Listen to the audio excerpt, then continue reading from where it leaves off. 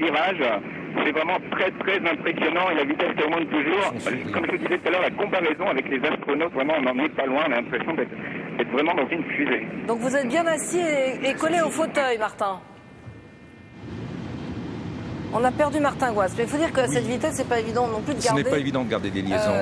Vous pouvez remarquer le défilement des supports de caténaire. Vous voyez, c'est absolument extraordinaire. Il ponctue toutes les secondes. Vous voyez, absolument. Voilà. Le bruit doit être absolument infernal depuis l'extérieur. J'ai assisté au record à 515 en 90. C'était absolument assourdissant. C'est vrai. Et les cailloux du ballast volent sous les têtes. Ils sont entraînés par le vent de la course. Jean-Marie Messler, vos impressions en voyant cette progression continue? Vous croisez les doigts? Je dis jusqu'où iront-ils? Non, mais voilà, tout se passe bien. 560, nous y voilà. Des applaudissements autour de nous, car dans la salle de presse, tout le monde est rivé sur les grands écrans.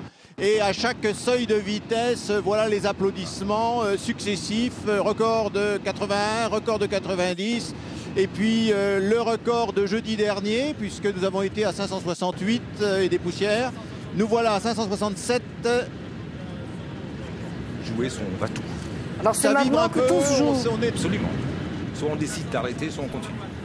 C'est le va-tout complet. Alban Mikosi. Françoise, pardon de vous interrompre Françoise, mais le voilà au bout de la ligne droite. Effectivement, c'est pour ainsi dire une fusée sur Terre. J'imagine que vous voyez cette image extrêmement spectaculaire. Alors il passe à notre hauteur. Ah, c'était extraordinaire! Vous avez entendu peut-être quelques applaudissements autour de nous, mais ici surtout, aussi on applaudit. Vraiment, il est passé d'une manière extrêmement spectaculaire. Je peux vous dire que ici, c'est vraiment très très impressionnant. Vous savez-vous à quelle vitesse il est passé? En tout cas pour nous, on n'avait jamais vu un train passer aussi vite.